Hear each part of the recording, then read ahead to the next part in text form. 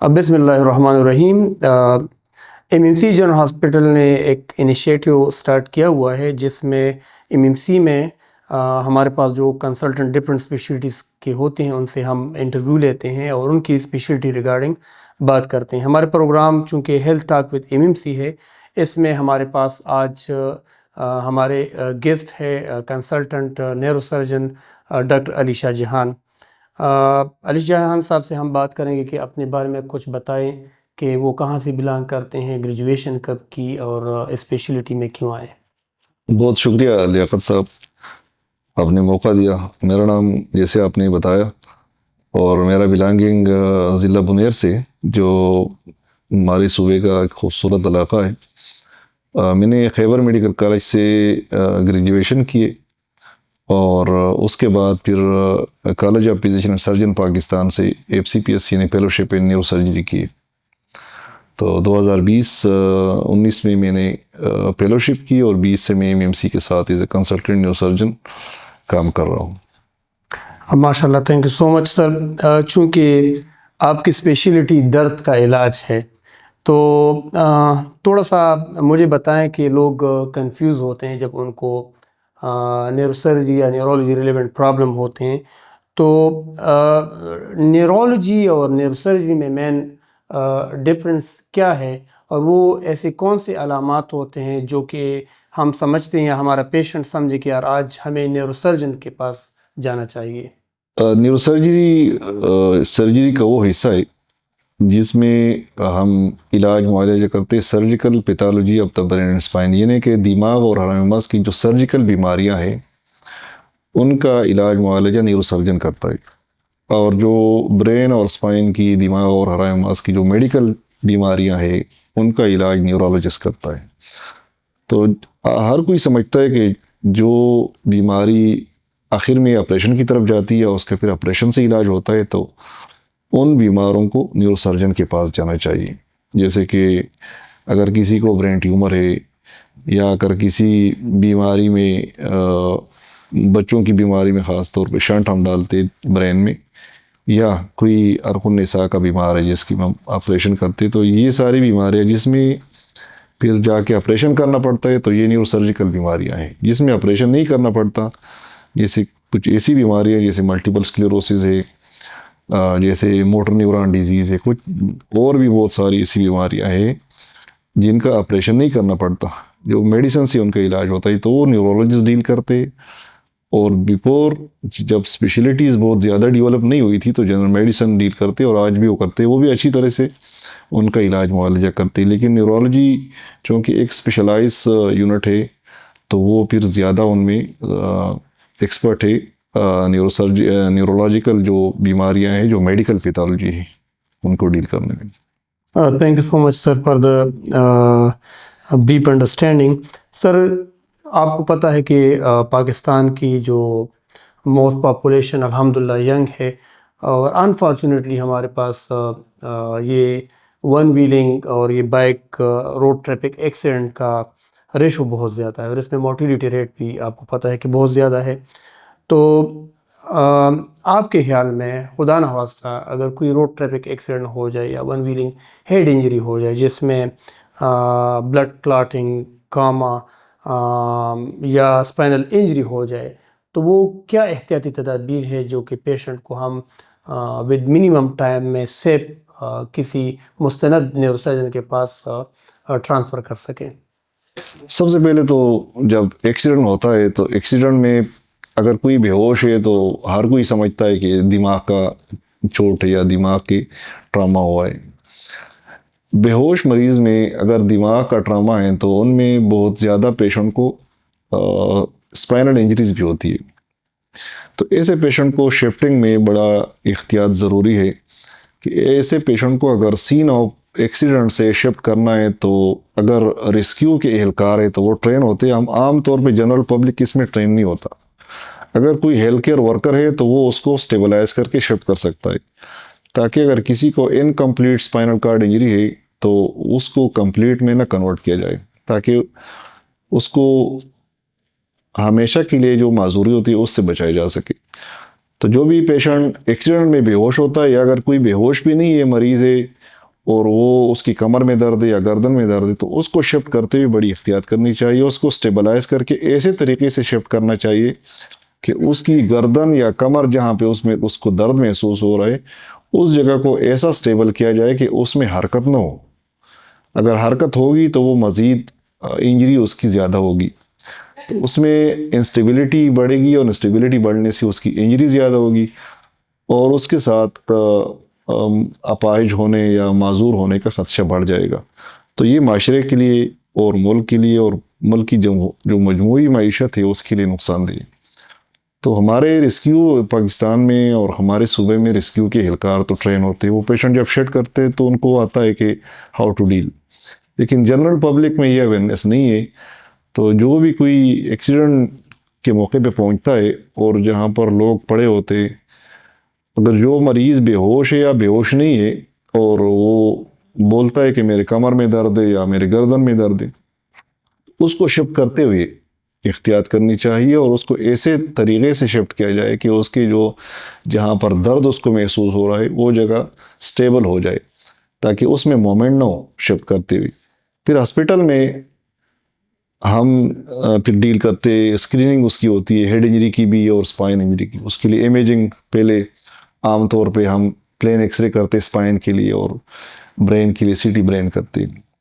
तो जैसे आपने क्लाट का जिक्र किया, तो ये हेड इंजरी पेशेंट में होता है, मुख्तलिफ़ किस्म के ब्लड क्लाट होता है। एक होता है ब्रेन के से बाहर कि ब्रेन के जो मेम्ब्रेन्स है, ब्रेन के मेम्ब्रेन से बाहर ब्लीडिंग होती है, उसको हम कहते हैं एक्स्ट्राड्यूरल हेमाटोमा। उसकी मोर्टेलिटी जब सीटी स्कैन डेवलप नहीं हुई थी तो बहुत ज़्यादा थी। अब सीटी स्कैन की आने से और अवेलेबिलिटी, चूँकि हर ज़िले में सीटी स्कैन है तकरीबन और हर इलाके में, तो उसकी डायग्नोसिस अर्ली हो जाती है, तो मार्टिलिटी भी सिग्निफिकेंटली उसकी कम हुई। तकरीबन मेरे ख्याल में सिटी के बाद से जो मार्टिलिटी है वो स्टेटिस्टिक्स कहते हैं कि 15% तक है। तो ये सिटी जब नहीं आई थी तो ये बहुत ज़्यादा थी। तो एक्स्ट्राड्यूरल हेमाटोमा में पेशेंट इनिशियली अनकॉन्शियस हो जाता है, बेहोश हो जाता है, फिर बाद में होश में आ जाता है। कुछ टाइम होता है, उसको ल्यूसिड इंटरवल कहते हैं। उसके बाद ये दोबारा बेहोश होता है। तो जब दोबारा बेहोश हो गया तो फिर इसमें फिर रिकवरी के चांसेस कम होते जाते हैं जितना इस पर टाइम गुजरता है। इस टाइम को इस ल्यूसिड इंटरवल ये आवर्स में होता है। तो इसी दौरान में इसकी स्क्रीनिंग और इमेजिंग होनी ज़रूरी है।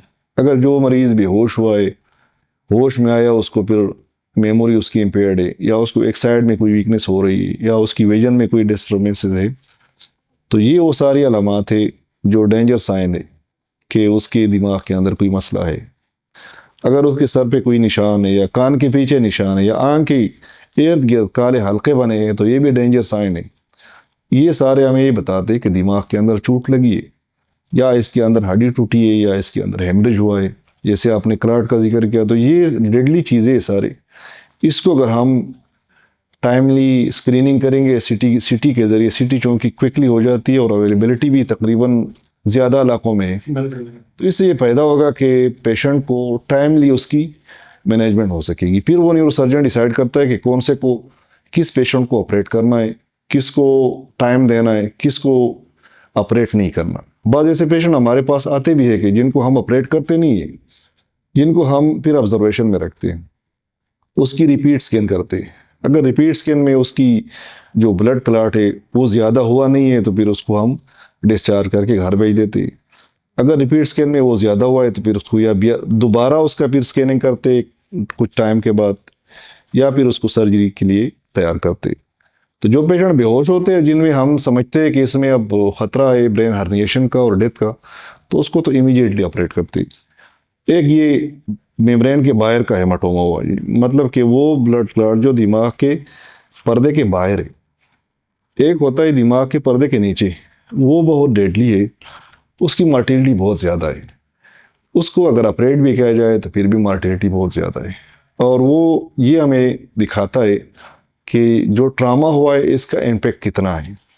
छोटे ट्रामा से मेम्ब्रेन के अंदर ब्लीडिंग नहीं होता। अगर बहुत बड़ा इम्पेक्ट है ज़्यादा वेलासिटी है गाड़ी की, या जो मरीज़ जो आदमी गिरा है उसके साथ जो ट्रामा होता है उसमें मेम्ब्रेन के अंदर ब्लीडिंग होता है, उसको हम सबड्यूरल हेमाटोमा कहते हैं।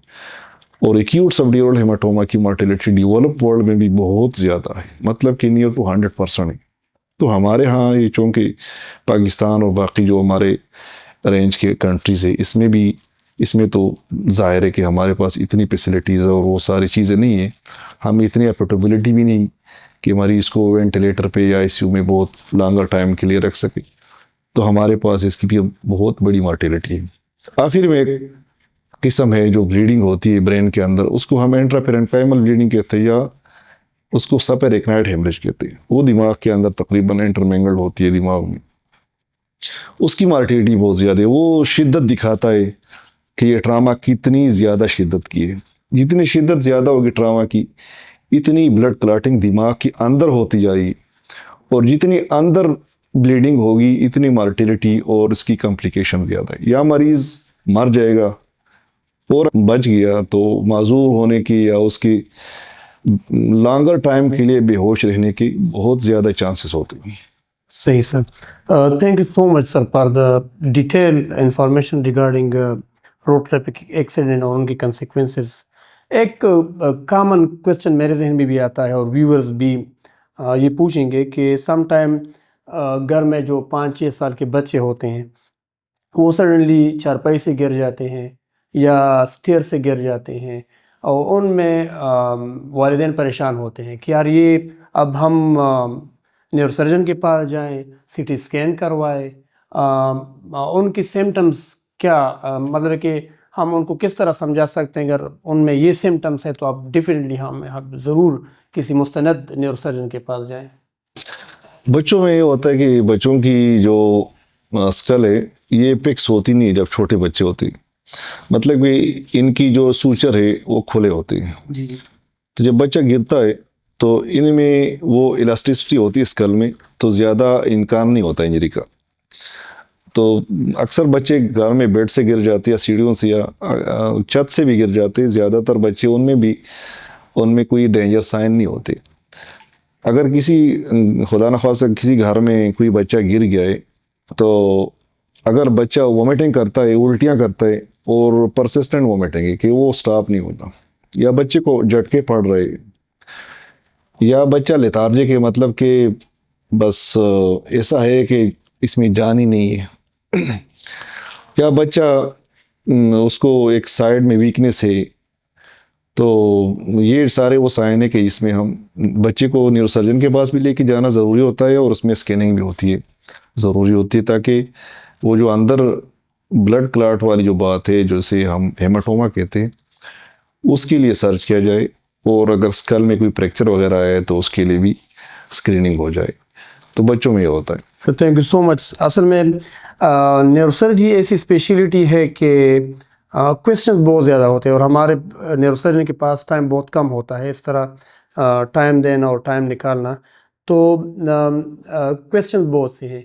सर एक लफ्ज़ यूज़ किया जाता है ब्रेन ट्यूमर, तो थोड़ा सा हमारे व्यूअर्स को बताएं कि बेसिकली ब्रेन ट्यूमर होता क्या है, इसके टाइप्स कितने हैं, इसमें मोर्टिलिटी या शरह अमवात उसकी लेवल क्या है, थोड़ा सा इस पर रोशनी डालिए।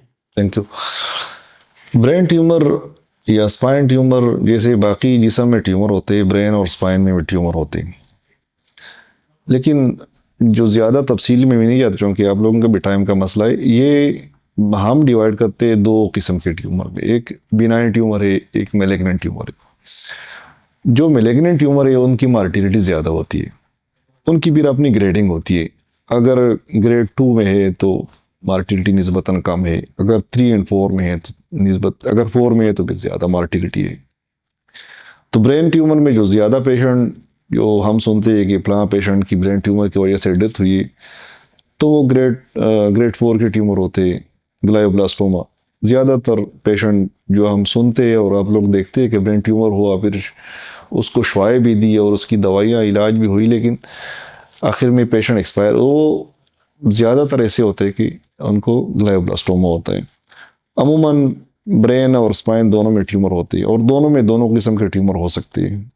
ट्यूमर की बड़ी वैरायटी है, बिनाइन ट्यूमर है, मेलिग्नेंट है, कुछ ऐसे सिस्टिक लीजन भी है जो चूँकि है तो बिनाइन ट्यूमर नहीं है, लेकिन वो डेवलपमेंटल एक किस्म की इंक्लूजन सिस्टम उनको कहते हैं, जैसे डर्माइड, हिपोडर्माइड, ये भी ब्रेन के अंदर भी होते हैं, स्पाइन में भी होते हैं।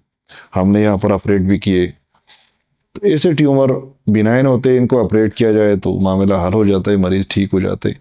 इनके अलावा भी कुछ ऐसे बिनाइन ट्यूमर है जैसे मेनिंजियोमा हो गई, इनको अगर ऑपरेट किया जाए तो मरीज़ ठीक हो जाते हैं, अगर टाइमली ऑपरेट हो जाए।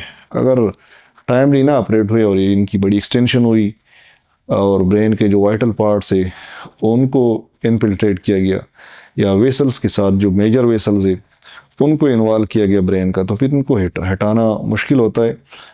फिर इनकम्प्लीट या सब टोटल सर्जरी होती है, जिसमें जो रिजिडुअल होता है, जो ट्यूमर रह जाता है अंदर, उसको फिर ज़रूरत पड़ती है रेडिएशन की या रेडियोथेरेपी की। बाकी अगर ऐसे स्टेज में है कि उसको रिमूव किया जा सकता है तो हम यहाँ पर हमने ऑपरेट किए भी है, बहुत सारे पेशेंट अल्हम्दुलिल्लाह रिकवर भी हुई बिनाइन ट्यूमर से। और मेलिग्नेंट ट्यूमर ऐसे होता है कि मेलिग्नेंट ट्यूमर में अगर सर्जरी हो भी जाए तो क्योंकि उनकी लाइफ स्पेन इतनी ज़्यादा नहीं होती, हम पहले मरीज़ को समझा देते हैं कि हम अगर इसको ऑपरेट करेंगे तो इसकी सर्वाइवल के जो 5 ईयर सर्वाइवल रेट है वो इतना है। बाज़ लोगों का कम होता है तो फिर फैमिली उनका डिसीजन लेती है कि आया इस पर हम ऑपरेट करें या ना करें। अगर ऑपरेट हो जाए फिर उसकी रेडियो कीमोथेरेपी होती है और उसके बाद वो फॉलोअप पे आता है। थोड़ा सा मुझे बताएं कि आपके पास पीडियाट्रिक न्यूरोसर्जरी रिलेटेड प्रॉब्लम्स आते हैं, वो कौन से होते हैं और उसकी ट्रीटमेंट के बारे में थोड़ा सा बता दीजिए। बिल्कुल, जैसे एडल्ट में न्यूरोसर्जिकल बीमारियां हैं और इश्यूज है, ऐसे बच्चों में भी है। तो बच्चों में कुछ बीमारियां कंजेनिटल होती है, जैसे कि हम देखते हैं कि बच्चों के कमर पे फोड़ा है या दाना बना हुआ है, ये कंजेनिटल होता है। जब बच्चा पैदा होता है तो कमर पे दाना भी साथ पैदा होता है, या कमर पे या गर्दन पे होता है, या इवन सर पे भी होता है। अगर सर पे हो तो उसको हम अपनी ज़बान में एनसेफेलोसील कहते हैं, अगर कमर पे है तो मेनिंजोसील कहते हैं या मेनिंजोमाइलोसील कहते हैं, या इसकी बाकी भी किस्में हैं। तो ये एक किस्म की ये बच्चों में पेडियाट्रिक कंजेनिटल एनोमलीज है। बाज़ बच्चों में कार्ड, स्पाइनल कार्ड दो हो जाते हैं, अंदर से स्प्लिट हो जाते हैं, इसको स्प्लिट कार्ड कहते हैं। अंदर से किसी जो स्पाइन की जो स्पाइनल कार्ड की हड्डी है, इससे एक बोनी स्पर बन जाता है, वो स्पाइनल कार्ड को डिवाइड कर लेता है, तो 2 स्पाइनल कार्ड उसमें बन जाती है। वो भी पेशेंट को लेटर ऑन जब बच्चा बड़ा होता है तो उसमें कॉम्प्लिकेशन होती है। और बाज़ पेशेंट में ऐसा होता है कि जो स्पाइनल कार्ड इसका होता है ये नीचे एंकर होता है, तो ये एंकरिंग स्पाइनल कार्ड पे ऊपर प्रेशर डालती है। ये इसके भी पेशेंट को फिर कॉम्प्लिकेशन होते हैं और बाद में फिर मरीज़ से मुतासिर होते हैं, तो इसको हम थिएटर कार्ड कहते हैं। और भी बहुत सारी मसले मसाइल ऐसे हैं, जैसे हाइड्रोसेफलस हुआ बच्चों में कि सर में जब पैदा हो जाए तो कुछ दिन बाद सर में पानी भरना शुरू हो जाता है और बच्चे का सर बड़ा होना शुरू हो जाता है। तो हम इसको हाइड्रोसेफलस कहते हैं, मकामी ज़बान में लोग कहते हैं सर में पानी भरा हुआ है या पर सर में पानी जमा हो गया। ये भी कंजेनिटल हो सकता है, लेकिन ये बच्चों में बाद में बगैर कंजेनिटल अगर बच्चा ठीक है और बाद में इसको कुछ इन्फेक्शन हुआ या कुछ ब्रेन के अंदर कुछ ट्यूमर हुआ तो उसकी वजह से भी हो सकता है। तो बच्चों में जैसे एडल्ट में है न्यूरोसर्जिकल इश्यूज, ऐसे बच्चों में भी होते हैं, स्पाइन में भी होते हैं और ब्रेन में भी होते हैं। कंजेनिटली बच्चों में कुछ ऐसी बीमारियां होती है जो कि टाइमली उसकी इंटरवेंशन ज़रूरी होती है। जैसे हाइड्रोसेफलस को अगर टाइमली ट्रीट न किया गया और इसको छोड़ दिया गया तो या तो ये बच्चा मर जाता है या इसका सर बहुत बड़ा हो जाता है, तो फिर उसके पेरेंट्स को बच्चे को उठाना और उसको लेके जाना फिर मुश्किल होता है, एक डिस्फिगरमेंट हो जाती है। या अगर इसको ये बहुत ज़्यादा नहीं बढ़ा और एक कंट्रोल हद तक बढ़ा है तो इसको हम अरेस्टेड हाइड्रोसेफलस कहते हैं। इसमें बच्चे का सर बड़ा होता है और दिमाग की कैपेसिटी थोड़ी सी कम होती है, क्योंकि वो हाइड्रोसेफलस की वजह से, पानी की वजह से दिमाग पे प्रेशर होता है, तो वो बढ़ तो नहीं रहा होता, एक जगह पे स्टैटिक हो जाता है। लेकिन बच्चे का सर थोड़ा सा बड़ा हो जाता है और उसकी जो IQ लेवल है या उसकी जो मेंटल कैपेसिटी है वो थोड़ी सी कम हो जाती है। और भी बहुत सारे मसले मसाइल है, अगर आप टाइम होता तो मैं ज़्यादा इस पर बात कर सर इस पे नेक्स्ट प्रोग्राम में एक डिटेल डिस्कशन करेंगे, क्योंकि ये एक कॉमन प्रॉब्लम होता है और वालिदैन को पता नहीं होता कि टाइमली, जिस तरह आपने बात की कि अगर टाइमली ट्रीटमेंट की जाए तो उसके फ़वाइद बहुत ज़्यादा है सर। एक न्यूरोसर्जरी रिलेवेंट एक कॉमन डिस्क रिलेवेंट प्रॉब्लम या डिस्क डिजीज़ या शाइटिका या अर्कुन्निसा, ये एक कॉमन है। लोग ये दम दरूद के लिए भी जाते हैं, टकोर वगैरह भी देते हैं। इसके बारे में आप थोड़ा सा बता दें कि इसकी ट्रीटमेंट के बारे में, ये होता क्या है और इसकी ट्रीटमेंट किस तरह पॉसिबल है। हमारे पास बहुत सारे ऐसे पेशेंट आते हैं जिनको कमर में दर्द और पाँव में दर्द होता है। आम ज़बान में इसको हम अर्कुन्निसा कहते हैं या शियाटिक पेन कहते हैं। मुख्तलिफ इलाकों में इसकी नाम मुख्तलिफ है मेरे ख्याल में, कि जो हमारे जुनूबी अज़ला इनमें इनको एक मुख्तलिफ नाम पुकारा जाता है। असल में होता है कि स्पाइन के अंदर से जहाँ से नर्व्स निकलती है और नीचे पाँव की तरफ जाती है, तो ये जहाँ से निकलती है और वहाँ अगर कोई पैथोलॉजी या कोई बीमारी आ जाए और ये नर्व वहाँ दब जाए, तो इससे जो अलामात निकलते हैं हम आम तौर पे उसको अर्कुन्निसा कहते हैं। लेकिन कभी कभी ऐसा भी होता है कि ये अर्कुन्निसा हकीकत में वही नहीं होता जो हम समझते हैं। कभी कोई और बीमारी भी ऐसे शक्ल में प्रेजेंट करती है। बहुत पेशेंट मैंने देखे जो मेडिकल बीमारियों के साथ अर्कुन्निसा की तकलीफ के साथ आए, लेकिन उनकी जो इलाज है वो मेडिकल बीमारी है। उनको हमने दवाइयाँ दी है या उनको फिर हमने रेफ़र किया है फिजिशियन या न्यूरोलॉजिस्ट के पास कि ये चूँकि न्यूरोसर्जिकल बीमारी नहीं है, ये न्यूरो मेडिकल बीमारी है। मेरे पास यंग पेशेंट आया था शियाटिक पेन के पास साथ, और उसके पाँव फुट ड्रॉप था। जो मैंने मुआयना किया मुझे पता चला कि ये असल शियाटिक पेन नहीं है। उसको फिर हमने इमेजिंग और बाकी उसके जो ज़रूरी टेस्ट होते हैं वो करा के हम इस नतीजे पे पहुँचे कि ये मल्टीपल स्क्लेरोसिस एक बीमारी है जो मेडिकल बीमारी है। उसको फिर हमने उनके पास भेजा और मरीज़ अल्हम्दुलिल्लाह ठीक होके दोबारा भी विज़िट करते। जो मरीज़ एक दफ़ा ठीक हो जाए तो वो अपने जो प्राइमरी डॉक्टर होता है अमूमन उसके पास भी जाता है। और बहुत सारे और भी ऐसे मसले मसाइल है, जैसे टीबी हो गई स्पाइन की, स्पाइन के अंदर ट्यूमर हो गया। ट्यूमर की वजह से भी हो सकता है कि पेशेंट को पाँव में दर्द हो। स्पाइन में टीबी है तो टीबी की वजह से भी हो सकता है। और इसको तो हम अर्कुन्निसा कहते हैं। लेकिन जो गर्दन के अंदर अगर डिस्क बल्ज हो जाए और उससे जो नर्व निकलती है वो दब जाए तो उसका हाथ में दर्द होता है। तो ये भी बहुत ज़्यादा कॉमन है, हाथ के दर्द के साथ लोग आते हैं। अमूमन कार्डियोलॉजिस्ट के पास जाते हैं। लेफ़्ट साइड अगर हाथ में दर्द है तो कार्डियोलॉजिस्ट देखता है, ईसीजी को वगैरह। अगर दिल का इशू नहीं है तो रेफर करता है न्यूरोसर्जन के पास। तो ये सारी बीमारियां ऐसी हैं। और एक कुछ ऐसी बीमारी भी है जो हम मिक्स करते अर्कुन्निसा के साथ, लेकिन वो अर्कुन्निसा नहीं होता। मेरे पास कई ऐसे पेशेंट भी आए जिनके पाँव में दर्द था और जब मैंने मुआयना किया तो नीचे उसमें खून नहीं जा रहा था पाँव में, पाँव उसका इस्कीमिक था। इस्कीमिक पेन एक बहुत पेनफुल कंडीशन है। जब लेम में इस्कीमिक हो जाए मतलब कि उसमें जो आर्टीरियल खून है वो नहीं जा रहा, ऑक्सीजनेटेड ब्लड नहीं जा रहा पाँव में। तो जब ऑक्सीजनेटेड ब्लड नहीं जा रहा तो पाँव में बहुत सीवियर दर्द होता है। ये हाथ में भी हो सकता है। मैंने पिछले हफ्ते एक पेशेंट का मुआयना किया जिसके हाथ इस्कीमिक था, एक पूरा हाथ, तो सीवियर पेन था। वो इस जहन के साथ आया था कि न्यूरोसर्जन है और ये चूँकि न्यूरोसर्जिकल मसला है, तो फिर उसको मैंने वास्कुलर सर्जन के पास रेफर किया। ऐसे पेशेंट होते हैं। लेकिन जो जैसे आपने अर्कुन्निसा की बात की, ये बहुत इसके पेशेंट भी बहुत ज़्यादा होते हैं और ये बीमारी भी बहुत आम है। और हमारे पास जितने हम देखते हैं तो ज़्यादा से ज़्यादा पेशेंट जो होते हैं उनके डिस्क से इनके पेशेंट के मसले होते हैं। डिस्क उनका रप्चर हो जाता है या डिस्क उनका स्लिप हो जाता है, हर्निएट हो जाता है, तो उसकी वजह से जो रग बाहर निकलती है जिसको नर्व कहते हैं वो दब जाती है कमर के अंदर। और जब वो दब जाती है तो जो रग जहाँ उसका डिस्ट्रीब्यूशन एरिया होता है, मिसाल के तौर पर एक रग है वो पहुँचती है बड़ी उंगली तक पाँव में, तो वो सारा जो पाँव का हिस्सा है वो उसमें दर्द भी होता है, पाँव अमूमन सुन्न भी होता है। और कभी कभी ऐसा हो जाता है कि जो सारी रगें हैं नीचे कमर में ये एक साथ दब जाती है। तो इसमें पेशेंट को भी छोटे बड़े पेशाब का कंट्रोल भी लॉस हो जाता है और उसको पाँव में कमज़ोरी भी हो जाती है। उसको हम कार्डियक इक्वाना सिंड्रोम कहते हैं। ये एक इमरजेंसी सिचुएशन है रगों की। तो अर्कुन्निसा के मरीज़ में कभी कभी ये भी हो सकता है। हमने कई ऐसे पेशेंट भी, पिछले हफ्ते भी एक पेशेंट को मैंने सर्जरी की है उसकी, इसको ये कार्डियक इक्वाना सिंड्रोम हुआ था। उसमें पेशेंट के जो बटक्स होते हैं जहाँ वो कुर्सी पे या जहाँ बैठता है तो वो जगह सुन्न होती है, उसको पता ही नहीं चलता मैं बैठा भी हूँ कि नहीं बैठा।